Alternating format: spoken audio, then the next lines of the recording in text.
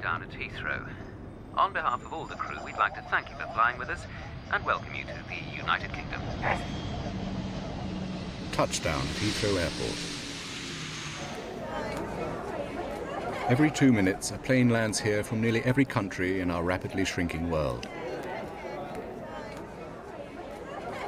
But among the suntans and smiles of passengers, the happy landings and joyful reunions are another tragic group of travellers. Refugees fleeing from war, oppression and persecution around the world. Over 7,000 arrived at Heathrow last year, desperately seeking asylum.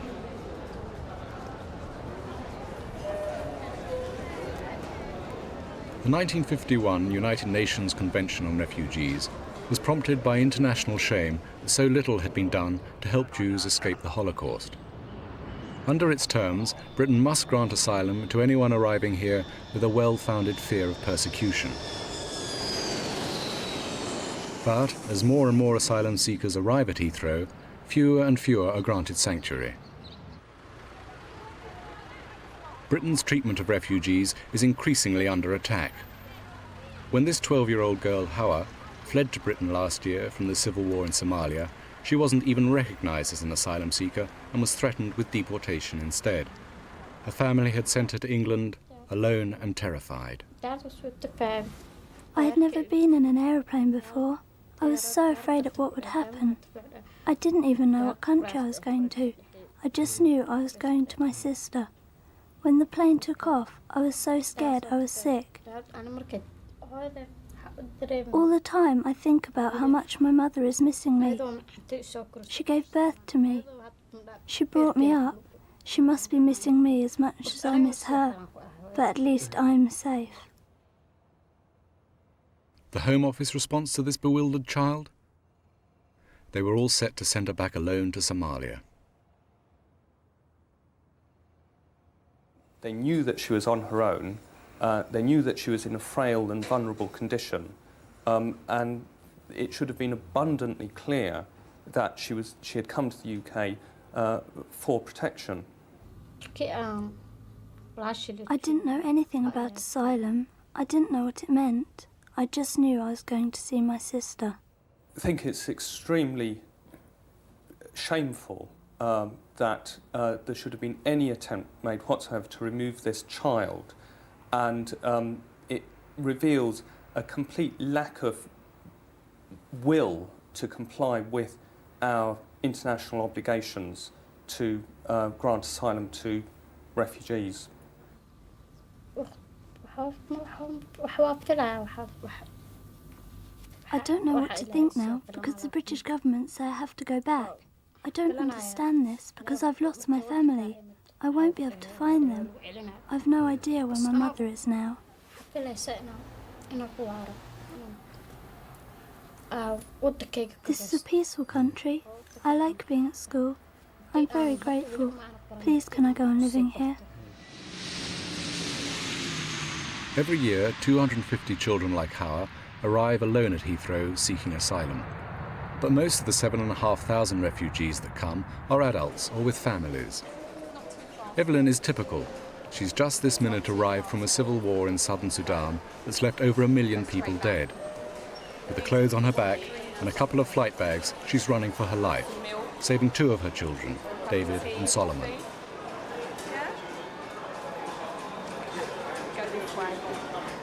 Granted temporary admission by immigration, she's met by a worker from a Heathrow-based charity that helps newly arrived refugees. Their advice is not encouraging. Hundreds of refugees had been refused, and there is a new system which allows immigration and Home Office to make decisions on cases in a very short period of time. Can you tell me, how dangerous will it be for you if you are sent back with your children? For Sudan, it is dangerous for me. Will you be killed? Of course. For Evelyn, her life or death struggle for asylum is just beginning. For this man, it's well and truly over. Locked up in an immigration detention centre, 23-year-old Thomas Ngimbi from Zaire is about to be put on a plane back to the country he's fled from. I must not go. I will do anything. I have told them I will be killed. I must not go. I must not go. If you want me to die, then you will have to kill me here.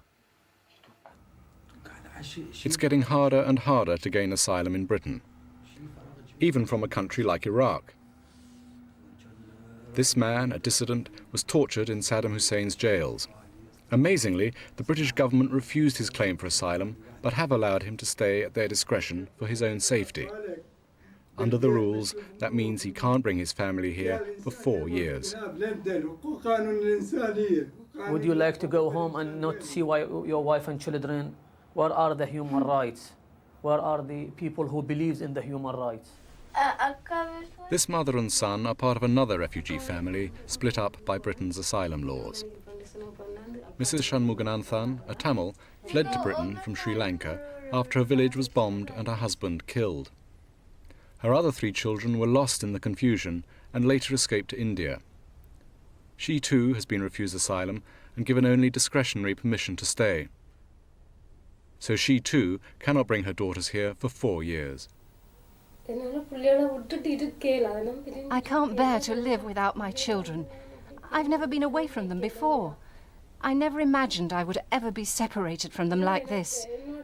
How can a mother be parted from her children like this? How can she live? I can't imagine any other mother could put up with this. In a shameful area of law, this really has to be one of the most shameful elements. It's an obstacle course, and she's supposed to fall at each hurdle. And how can this be explained to her? It's a very, very distressing situation.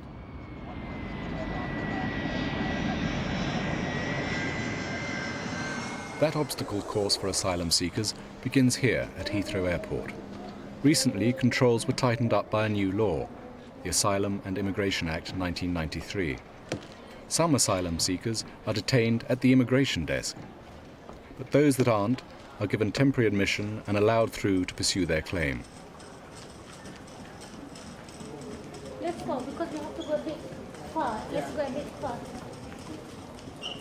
They arrive cold, hungry and tired, sometimes tortured or in a state of shock.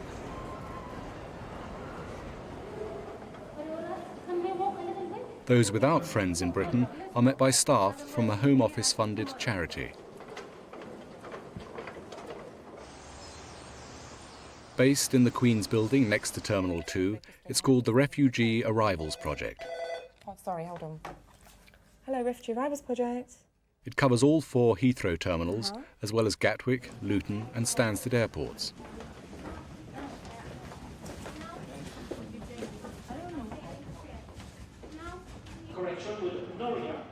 Working the night shift is Valerie. She's off to collect some new arrivals. Please contact the airport information desk. Noria. Hello, you have 15 messages.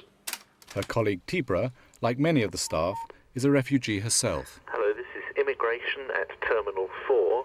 We would like to speak to somebody with reference to a client. They see up to 30 refugees a day from over 60 countries, mostly from the war zones and trouble spots of the Third World, but also from the former Soviet Union, Bosnia and Eastern Europe. I'd help anybody who needed help, and refugees are probably more vulnerable than anybody else. They're people that have had to flee from their own countries, their own culture, their homes, they've left everything. And they come here and they need more help than anybody. I mean, some of the things that happen are so awful that you couldn't not want to help them.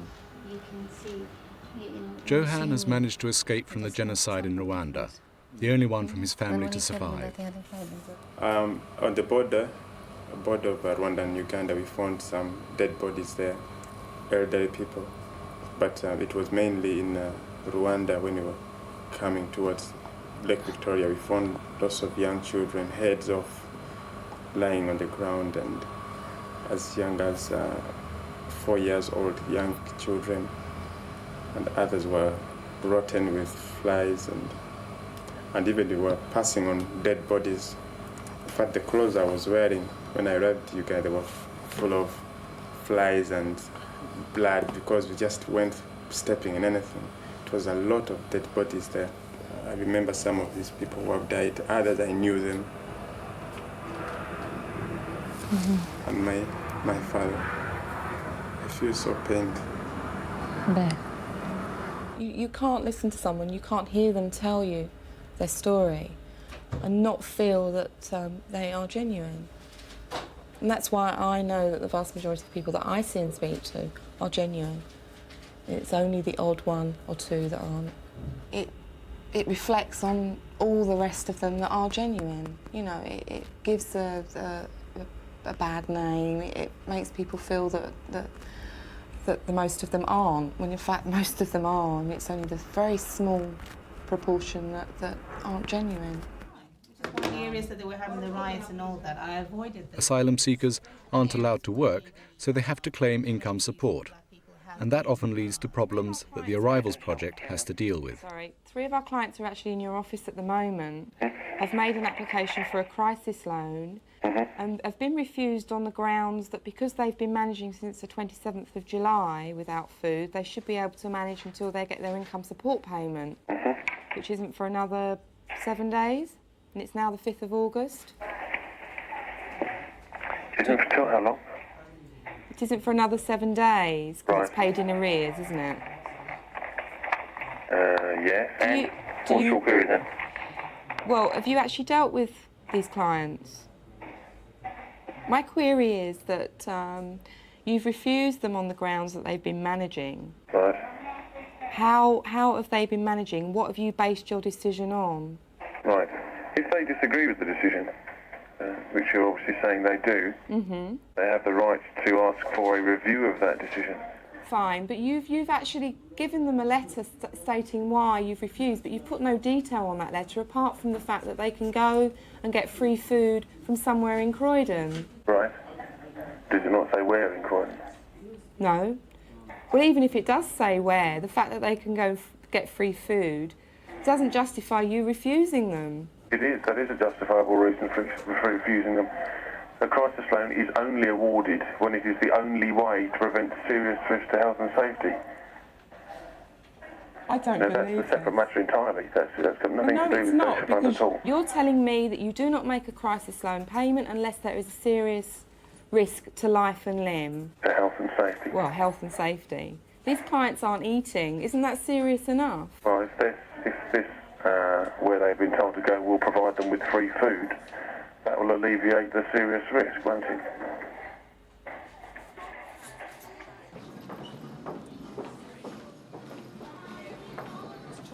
Evelyn, a midwife who once had her own clinic, has sold all her possessions to rescue herself and her 2 children, David and Solomon, from the war in southern Sudan. Now her 4,000-mile journey that began under African skies is coming to an end in the Refugee Arrivals Project office at Heathrow. Her journey has been a nightmare.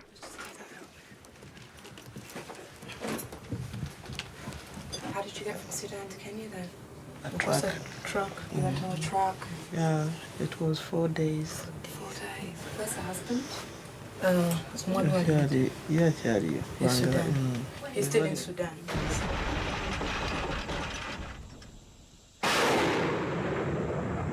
The war in Sudan between the Muslim government and Christian rebels has been going on for 12 years, claiming over 1 million lives and creating hundreds of thousands of refugees. Evelyn, a Christian, was one of them. She's been living her life on the move, trying to dodge the government troops. From one place to another, because there we had nowhere to stay. What about friends? I mean, can you tell us about your friends in the village? Yeah, friends in the village have been tortured and some houses are just broken down. They are smashed to the ground and they have no shelter. They have nothing. Yeah. What I've seen is the killing and the torturing of the people and killing of the children and women. Other women have been raped and been killed. Right. What about your family? My family, the children, 2 children remaining behind. 2 children behind? Yeah, and I'm worried they're not safe because I couldn't come with them at the same time. Have you got any friends in the UK? Any relatives? Anyone who can... Nobody. No. Right. Though she's got no one to go to, the Arrivals Project can only help for 2 days. They find her temporary accommodation in a bed and breakfast hotel in South London and put her in touch with local services. But after that, she's on her own. Exhausted by her journey and traumatized by her experiences, she has to find her feet in a strange city. But at least her son David, aged 8, has something to look forward to. He's eager to go to school. Back home in the Sudan, the civil war means he hasn't seen a classroom for over 2 years. Right, that's on you today. His name is David. Has anyone met him before? Anyone living near Court Road? No. Right, this is David. Okay, he has been to school before, but he's new. David, have you missed being at school? Yes. I bet you have.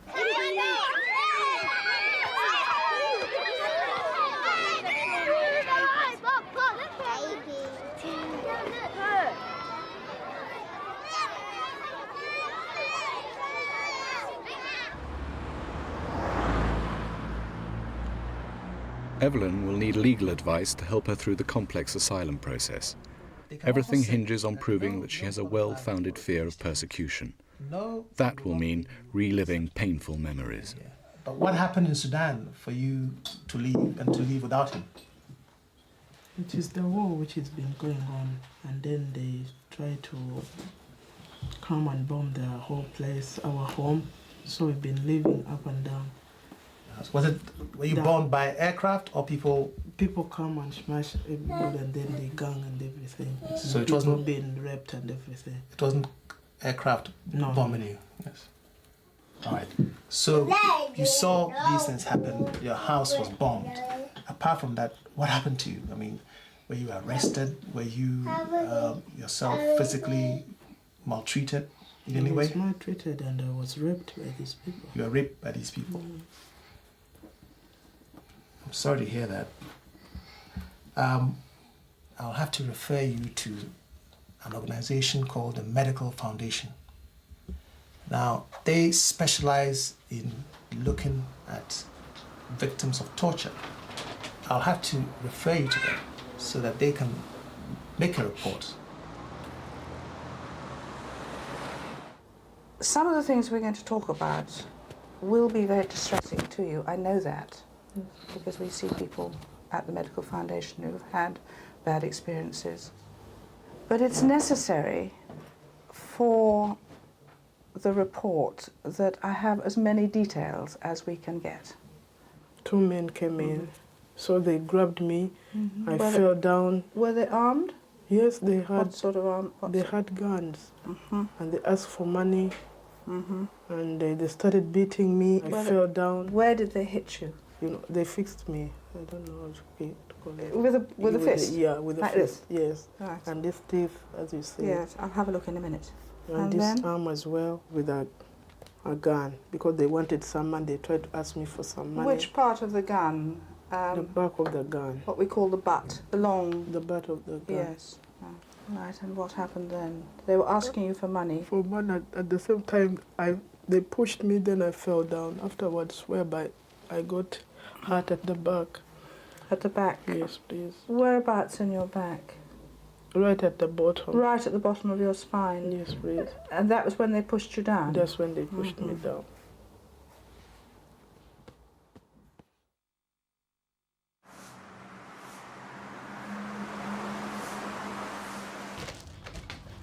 Two months after arriving and still waiting for a decision from the Home Office as to whether she can stay, Evelyn is comfortable and safe with the 2 children she's managed to rescue. It goes away. But with time on her hands, she's constantly thinking of the 2 daughters whom she left behind in the Sudanese war zone. She's had no news of them at all. You know, it is very difficult to leave your children in such a situation. And at the same time, you don't know where they are. At the moment, I'm very much worried because I don't know if they are, I don't know where they are, because I just left them with their aunt.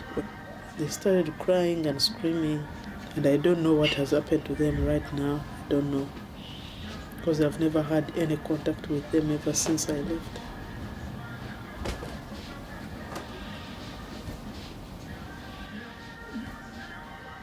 You think of so many things. Maybe they have killed your children. So right now, even at times, I don't sleep. I find myself throughout the night. I can't even sleep at all. And these children keep on asking where their sisters are. Mainly the big one. Though I'm here, but I'm not happy at all. Because I miss my children.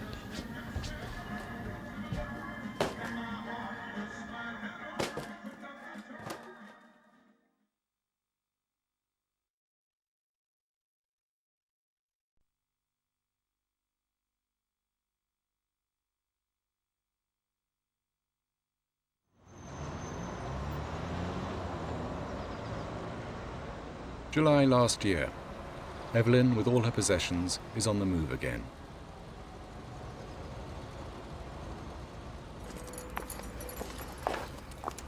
She's been given temporary accommodation by a religious charity.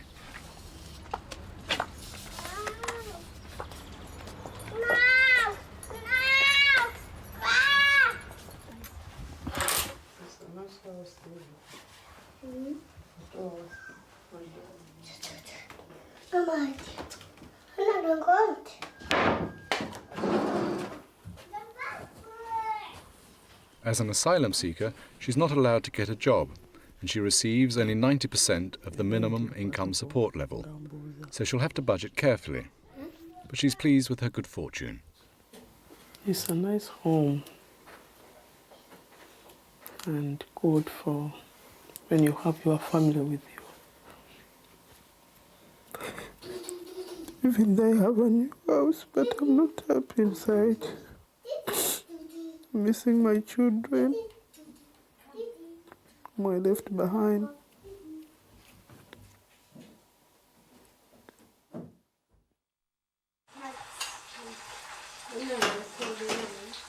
Like Evelyn, this woman has only managed to rescue part of her family.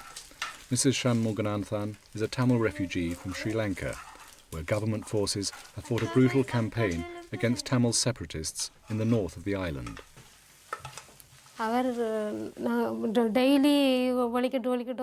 Every day we had to run from our homes. My husband owned a bus, but his bus was always being used by the rebels. When the army came in firing, I ran away with the children. I thought my husband would come too, but he didn't. There was shooting all day and helicopters flying around. Everyone was running in different directions. I ran with my 4 children. When we came back home, I found my husband had been shot dead.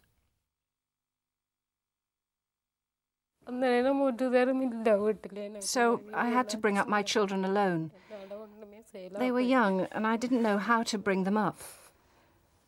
It was such a struggle. I thought it wasn't worth staying alive. I felt it would have been better for us all to die together.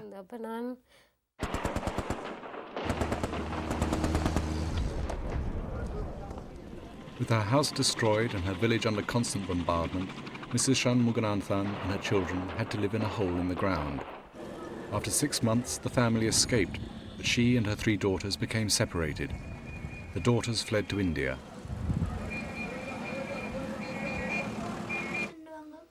Mrs. Shanmuganathan and her son managed to get on a flight to London. Although safe herself, she can think only of her daughters in India. I can't eat. I can't sleep. I'm just thinking about my children all the time. I've nearly been run over because I walked into the road thinking about my daughters. I've never been apart from them before. Girls need their mother with them. When I think about them, I just can't sleep.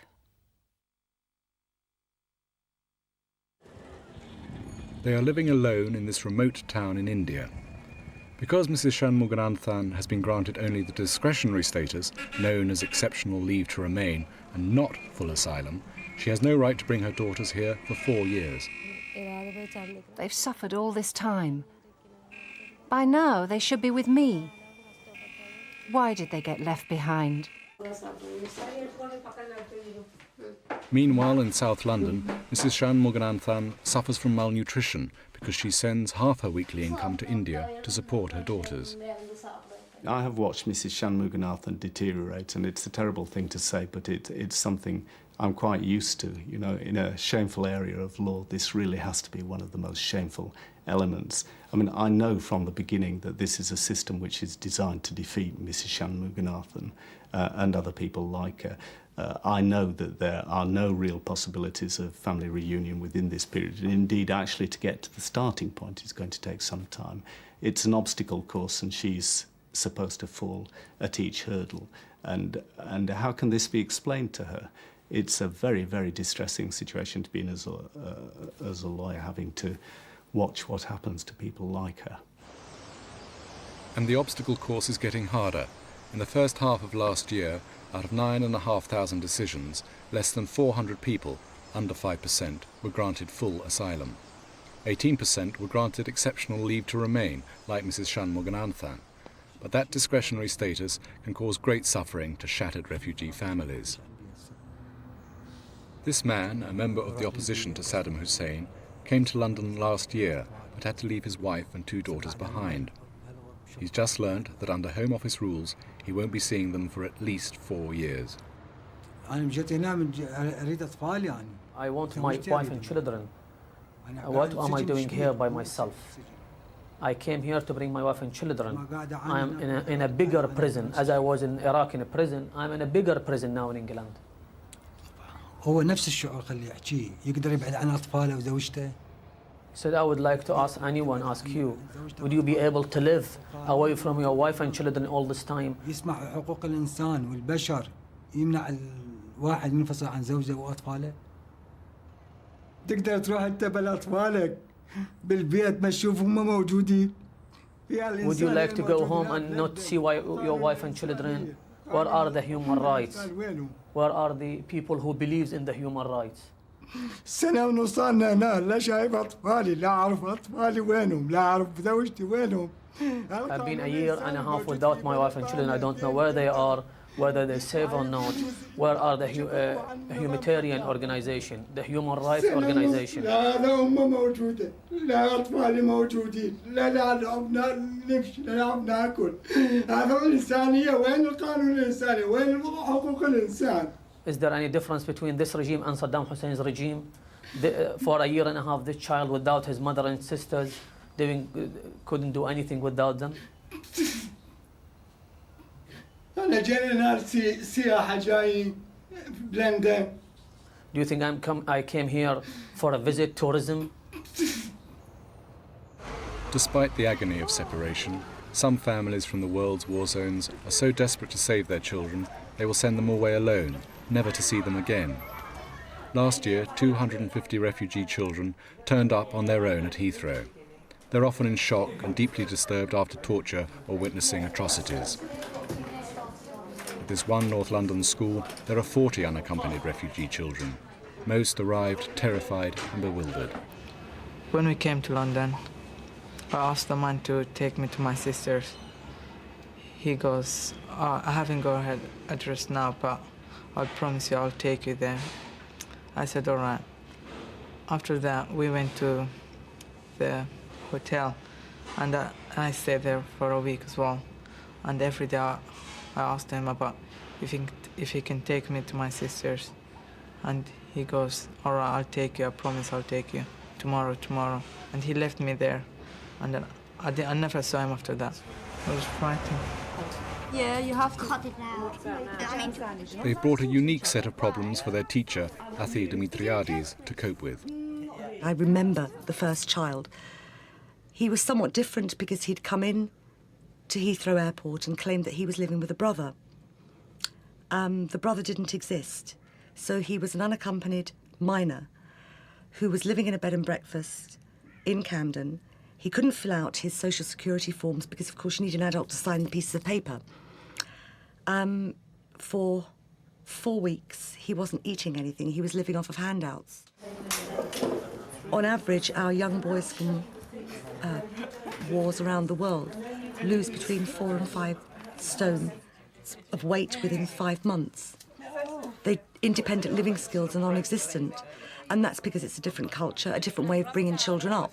To tell you the truth, I was scared, because then I realized I didn't know what to do. Then I realized I'm completely on my own.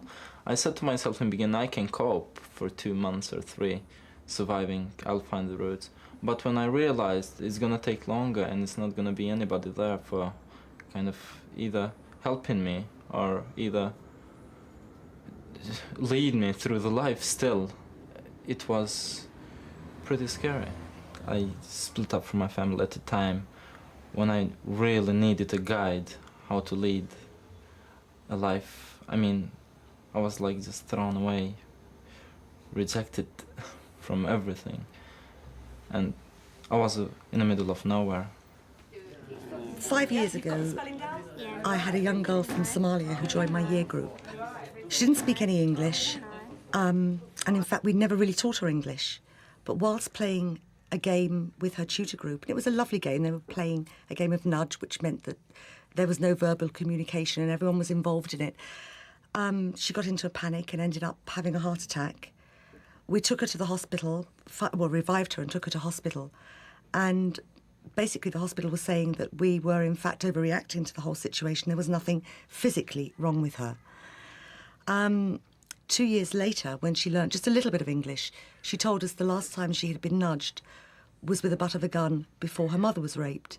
So 2 years on, we were aware of what the problems were, and we didn't have a clue at the time or how to deal with them. Choman from Kurdistan fled to Britain aged 16 to escape Iraqi repression. She found little understanding of what she'd been through. Here, people are just inside themselves. They don't want to know anyone else. They don't want to find new things. I mean, I'm talking about young people. Older people are not like that. Especially they've never been in such a situation like us. They never saw anything like war. They don't understand it. And they all think you're here because you were hungry.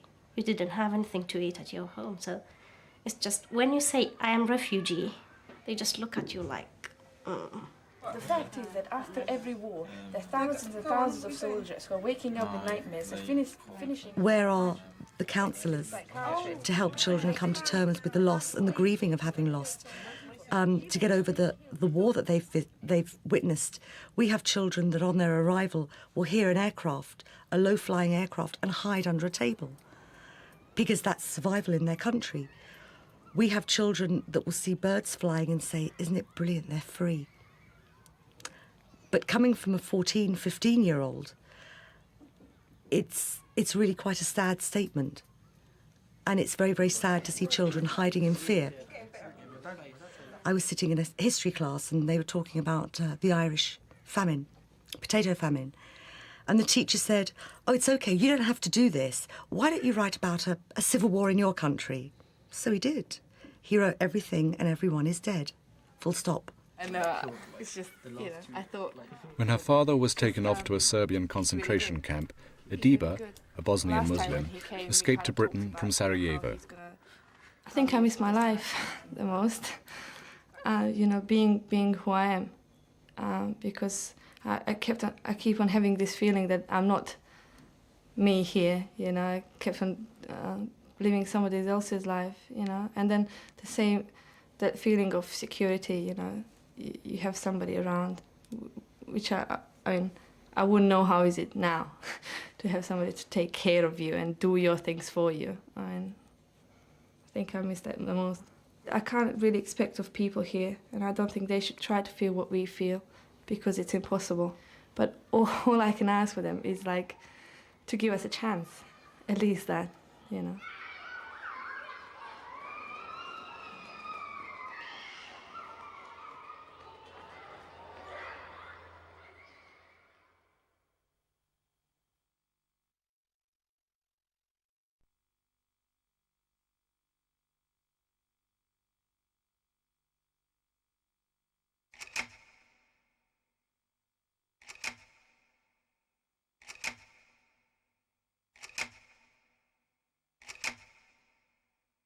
They just gave me Falica. A training session at the Medical Foundation for the Care of Victims of Torture. It's for doctors and therapists coping with a growing workload. Most of their clients are refugees and asylum seekers. Generally speaking, we don't use the word torture. If you said to a chap, were you tortured, he'll say, no, I wasn't. And then he'll tell you that he had the living daylights belted out of him with whips and beaten on the soles of their feet, which is a very common thing. Falica throughout the Middle East and further. Falica, falanga, bastonado is a very old traditional. Another one, which I think is peculiar to the Indian police, they will sit you on the floor with one of the policemen behind you with his knee in your back, pulling on your long hair. They've taken your turban off by now. He holds you there. A couple of policemen get one each leg and abduct your hips. One of them said he felt a cracking sound. Many of them, most of them, say that afterwards there are great hematomas in their groins. But the worst scars are psychological.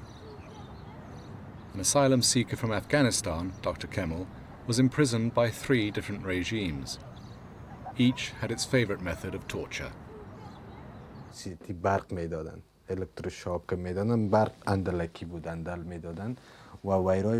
They had a machine which they used to give electric shocks to my feet, to my ears, neck, genitals and hands while they gagged my mouth.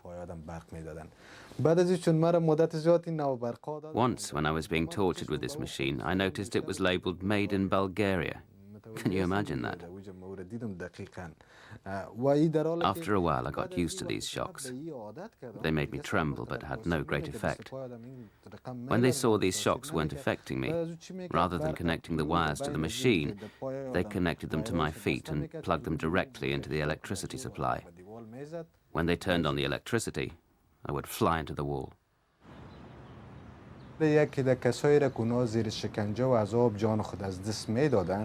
I remember someone called Kadir, whose memory still tortures me.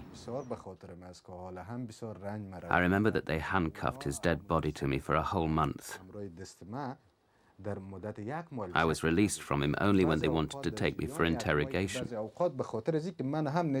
They wanted to show me that if I did not collaborate and provide them with information, I would suffer a similar fate to Kadir. To cope with the psychological trauma of his experiences, Dr. Kemal receives counselling at the Medical Foundation for the Care of Victims of Torture. But it's hard to come to terms with memories like these. When I escaped from prison, I went home to see my children. At that moment, the Mujahideen were shelling each other. The Mujahideen who were chasing me caught me at home and told me, "This time we will kill your children. Tell us where your friends are." One of them put his foot on my son's hand and shot him, and the other one killed my daughter with a bayonet.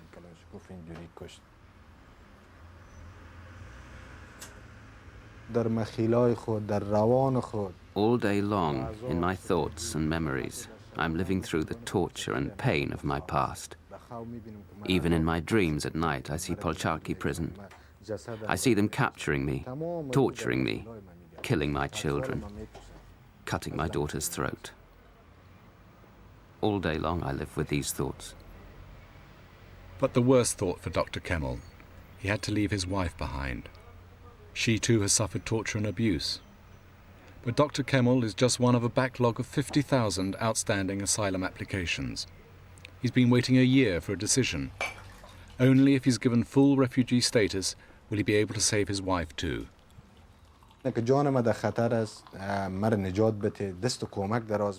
She sends me letters asking for help. But how can I help her? Truthfully, I would give my eyes for someone to help me rescue her. I cannot travel abroad. My life is no different to prison. The only difference is I do not suffer torture. But at least he's not locked up. Others are not so lucky. More and more asylum seekers are detained in places like this, the Harmondsworth Detention Centre near Heathrow, a converted Second World War RAF camp just next door to the £140 a night Sheraton Hotel.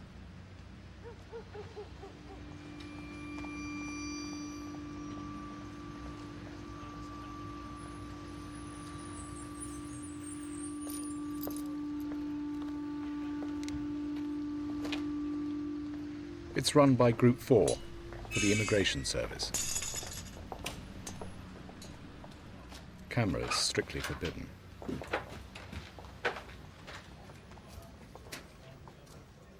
Although not accused of any crime, thousands of asylum seekers were detained in Britain last year, some for more than 12 months.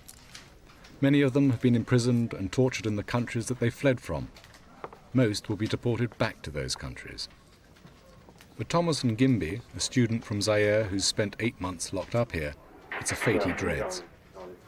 I was arrested and put in prison. In prison I was tortured. Things were bad, really bad.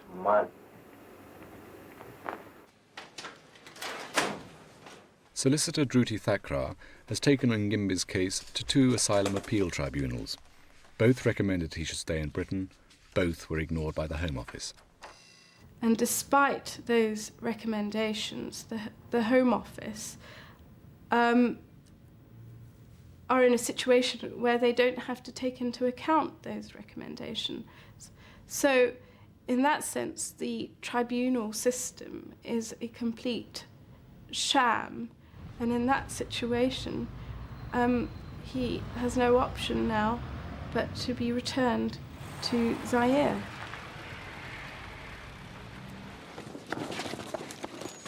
Ruled for the last 30 years by President Mobutu, one of Africa's most corrupt and oppressive dictators, Zaire still refuses to sign the UN Convention Against Torture. Hated by his people, Mobutu governs by fear, using his loyal army to crush dissent with the most brutal methods imaginable.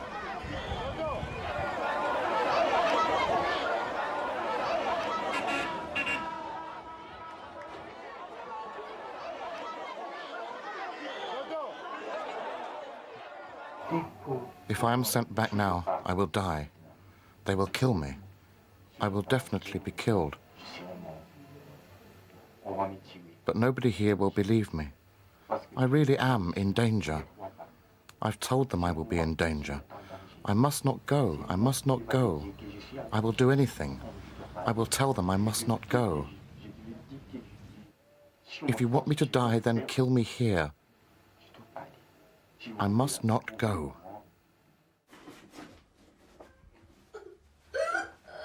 For some asylum seekers, the threat of deportation affects their whole family. Hussein, a Kurd from Turkey, has been in Britain for 8 years, battling the legal system. During those 8 years, both his children were born here. His village, like hundreds of others, has been flattened by the Turkish army, and his father has been tortured to death in prison. Refused asylum, he's exhausted every appeal and has been told to go. But rather than face deportation, he's going into hiding to live life on the run.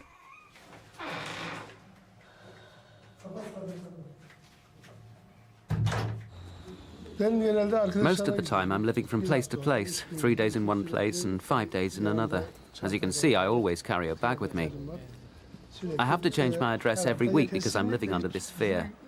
If I'm sent back to Turkey, I know only too well what will happen to me.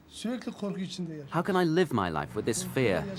Living in fear like this, you really know what fear means. I can't sleep at night, especially if I hear police cars. I think they're coming to take me. If I'm caught at my flat, they'll take all of us, not just me.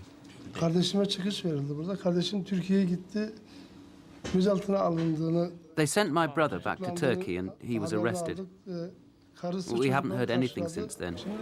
We don't know what's happened to him. Has he been killed or abducted? We don't know.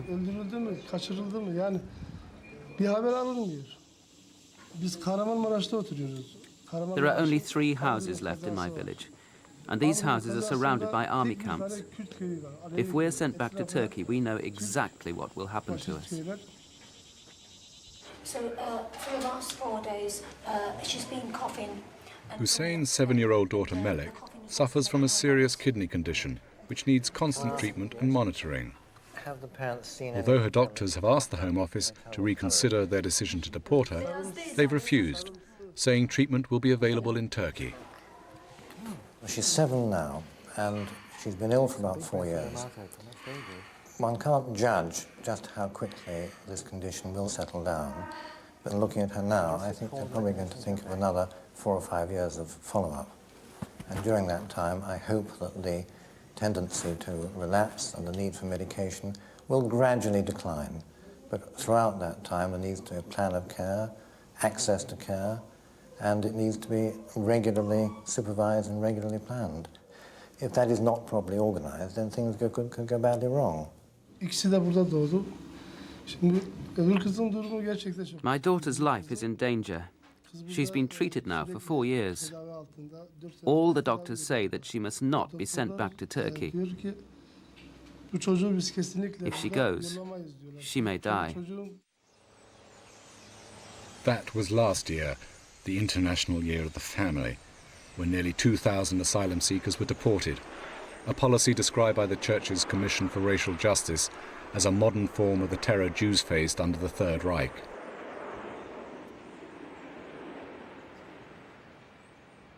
October last year, Thomas Ngimbi's bid for asylum is finally over.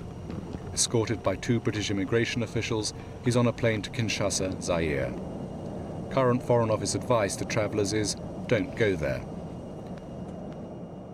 The Home Office say that deported asylum seekers are not placed in danger on their return. We followed him back secretly, and when the British officials sent Ngimbi down the steps at Kinshasa airport, he was immediately stopped by 2 plainclothes security men, who took him away.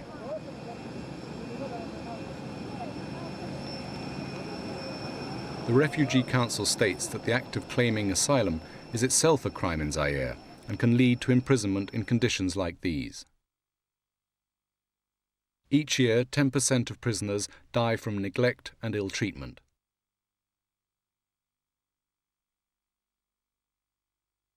But Britain turns down 96% of all Zairean asylum seekers. That means children as young as these are threatened with deportation. 9-year-old Aguette and 12-year-old Biango fled to Britain with their older sister after witnessing the murder of their father, an opposition member. As with Ngimbi, the appeal tribunal said they should stay, but the Home Office refused and issued deportation orders saying they would not be in danger if they returned. Now they're fighting that threat. After what they've experienced, the prospect of returning to Zaire terrifies them. We stay in the house and the soldiers come in and we go hide in the kitchen, put the knife, got the gun and kill my dad. We run, my friend's dad came and put us in the car and we go to him house. I would say, but please let us stay. Because if we go back there, people kill our dad. They can kill us like they kill our father. Please let us stay. If we go back, say people kill my dad. If they see us, gonna kill us. Last year, in a debate on asylum seekers, Home Office Minister Charles Wardle defended the government's record. Only a small minority of these applications are made by people who are genuine refugees under the terms of the Geneva Convention. This country has a proud and consistent record in its treatment of genuine refugees. Our humanitarian record is second to none.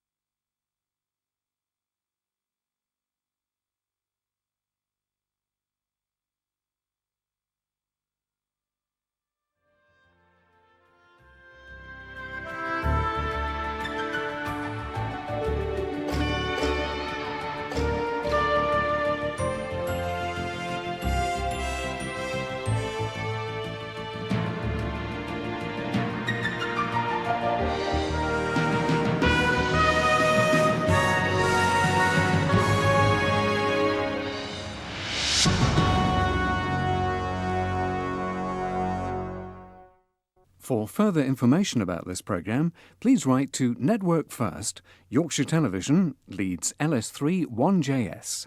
That's Network First, Yorkshire Television, Leeds LS3 1JS.